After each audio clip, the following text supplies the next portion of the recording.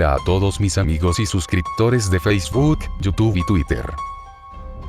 Gracias a la sugerencia de una buena amiga y suscriptora de mi canal, Mary, de Costa Rica, que me ha pedido ya en 2 ocasiones que investigue sobre uno de los casos más interesantes de ufología en español.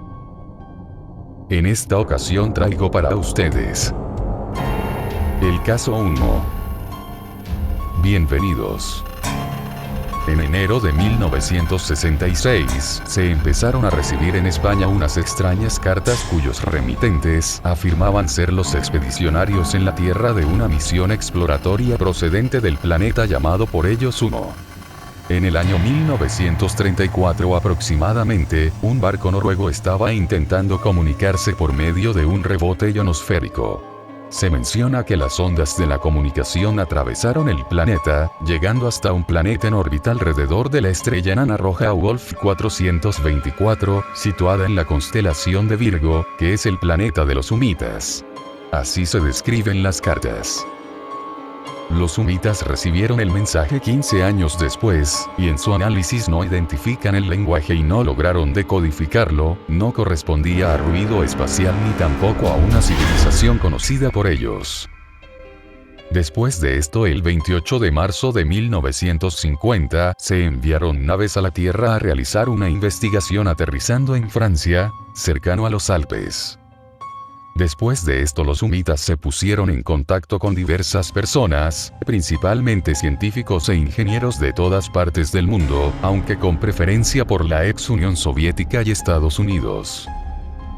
Unos años después, en la década de los 60, se pusieron en contacto con personas en España, principalmente con Fernando Sesma, el cual se reunía habitualmente con diversas personas interesadas en la ballena alegre, un lugar en la calle de Alcalá de Madrid, en donde diversas personas se reunían para hablar sobre temas de esoterismo, religión, ovnis entre otros. Un ente que se autodenominó DEI 98 tuvo contacto directo con Sesma, el cual le realizaba llamadas telefónicas y le hacía llegar misivas. Todas esas cartas tenían un sello específico que al parecer identificaba a esta supuesta sociedad extraterrestre. Cuando se habla públicamente por primera vez de Humo, hasta donde he investigado, fue en un artículo publicado en un semanario de sucesos de Barcelona que se llamaba ¿Por qué?, en su número 282 correspondiente al 16 de febrero de 1966. Este artículo, firmado por el periodista José Luis Pimentel, constaba de 2 partes diferenciadas, la primera sobre el aterrizaje de un ovni en el barrio de Aluche, Madrid, 10 días antes, el 6 de febrero, con declaraciones de varios testigos, y la segunda una entrevista con el hombre contacto más célebre de España, Fernando Sesma. Otros detalles sobre tal descubrimiento los ofreció el propio Sesma un mes después, en el número 760 de la revista 10 Minutos. Publicado el 19 de marzo de 1966, en el primer capítulo de un serial dedicado al planeta Humo que constaría, hasta su última entrega, el 8 de abril de 1967, de 55 artículos. Tales detalles eran que Sesma, tras hacer una autocrítica de sus experiencias anteriores, revelaba que una mañana de la primera quincena de enero de 1966 alguien le telefoneó y, con voz peculiar, le repitió unas palabras extrañas durante bastante tiempo que él copió, y al final su interlocutor anunció que en unos días recibiría algunas cosas e informaciones de orden extraterrestre. Estas serían las primeras comunicaciones humitas. Según el primer, o segundo, reconocimiento público del tema Humo, hasta donde hoy sabemos. Y siguiendo el relato de Sesma, cuando recibió esas informaciones pensó que se trataba de una broma bien organizada. Y así se lo dijo al comunicante la siguiente vez que le llamó.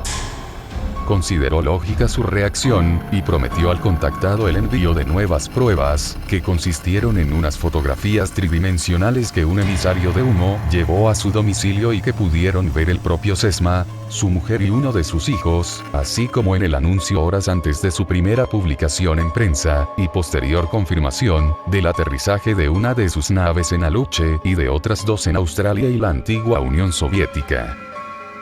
Uno de los testigos en esta historia, se trata del psicólogo José Luis Jordán Peña, el cual pudo deslumbrar el ovni en su transcurso por la carretera. Otro hecho importante en este avistamiento fue el testimonio de unos miembros del ejército, los cuales llegaron a un bar llamado Palencia, y en el lugar ellos discutían sobre lo increíble del suceso. A la mañana siguiente Jordán Peña acompañado por varios escépticos acudieron a la Ballena Alegre, discutieron los hechos sin llegar a una explicación lógica. Otro avistamiento más ocurrió el 1 de junio, un platillo volador apareció aparentemente a los alrededores de los castillos de San José Valderas dejando decenas de testigos.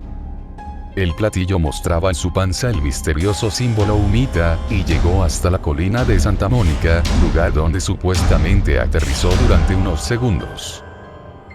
En el lugar se encontraron unos tubos, los cuales fueron localizados junto a las huellas del ovni. De esos tubos salió un supuesto líquido el cual aparentemente era agua. Un sujeto llamado Gentil Dago se ofreció dinero por cilindro. Una de las muestras fue llevada ante varios investigadores del Instituto Nacional de Técnica Aeroespacial, indicando que era una aleación de níquel extremadamente pura. Presumiblemente los sucesos siguieron sucediendo hasta la década de los 90, en donde una infinidad de cartas y llamadas telefónicas fueron enviadas a muchas personas. Tiempo después, en el año 1996, Jordán Peña se adjudicaba la autoría de todo el caso Humo. No obstante, algunas personas más hicieron lo mismo durante el transcurso de los 60s a la fecha. Adicionalmente, datos concretos como la comunicación del buque noruego, o la llegada de los humitas a la Tierra, que describen la portada de un diario francés de esa época, los conocimientos aportados en las cartas y otros tantos datos dejan mucho que pensar. Bonus track. Detractores. Los entendidos en el fenómeno Humo atribuían a los humitas ciertas características distintivas.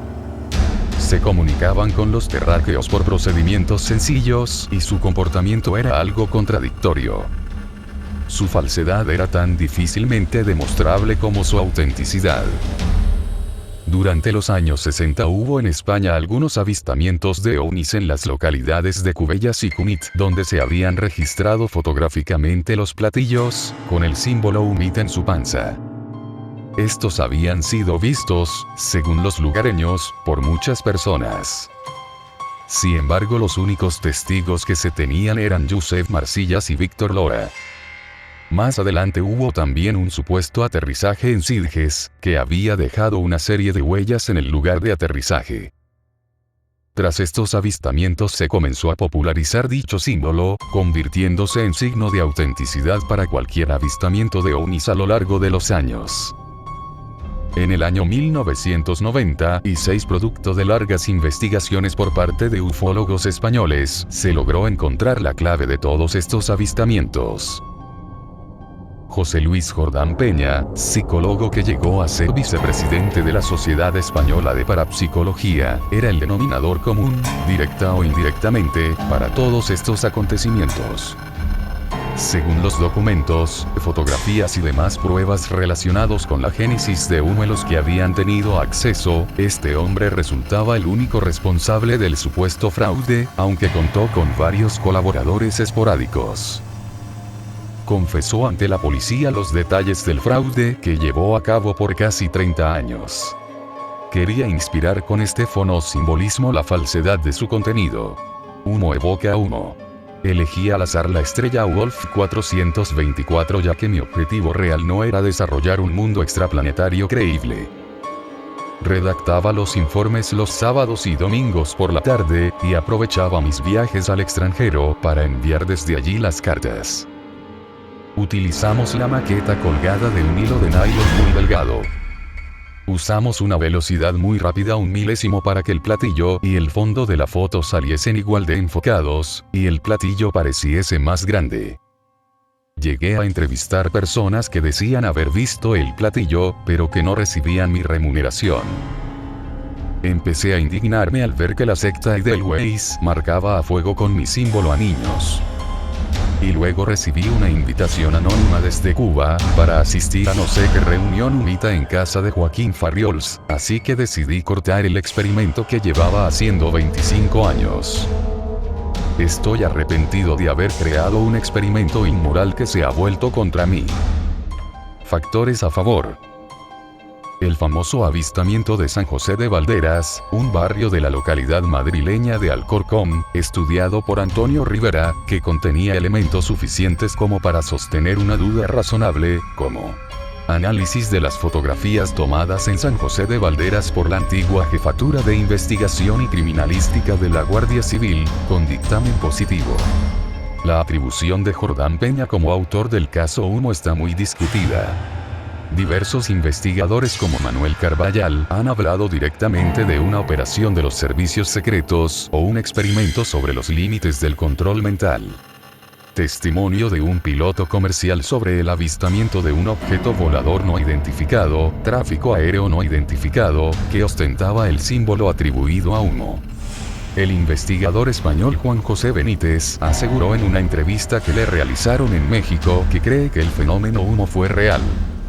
Yo creo que hay una parte del fenómeno Humo que podría ser cierta, es decir, algún tipo de civilización que no sabemos, no conocemos, se pone en contacto con una serie de personas en los años 60, transmiten una serie de conocimientos científicos, y se dejan ver con unas naves que tienen en la parte inferior, en la panza, un símbolo, una especie de H que según ellos simbolizaría su mundo, ahí luego se mezcla eso con la realidad de algunas personas, que tratan de manipular el fenómeno, que crean informes falsos, que crean cartas falsas y entonces todo se oscurece, pero el fenómeno yo creo que fue real o es real. Hay mucho que hablar sobre el caso Humo. Un dato interesante es que las cartas fueron enviadas desde países de los 5 continentes y resulta difícil que una persona pueda hacer esto y a su vez escribir sobre cosas científicas tan variadas y profundas. El caso Humo es fascinante, y resulta importante para la ufología en general. A día de hoy, a pesar de que supuestamente está desmentido, no existe aún una prueba definitiva que lo desapruebe o bien que lo afirme. Existen aún testigos de esos años que afirman y tienen en su poder las cartas de los humitas, y cabe mencionar que en esas misivas no se revelaban simples fórmulas matemáticas que se enseñan en carreras de ingeniería. Contenían conocimientos profundos en ciencias, que no cualquier persona comprendería. Si el video te gustó, dale like y compártelo con un amigo. Me ayuda bastante para poder seguir compartiendo contigo este tipo de videos. Suscríbete a mi canal para que veas más trabajos así. Sígueme por Facebook y Twitter, me encanta estar en contacto con todos ustedes, mis queridos amigos. Como siempre, en la descripción del video les dejo links directos. Soy André y te deseo un excelente día.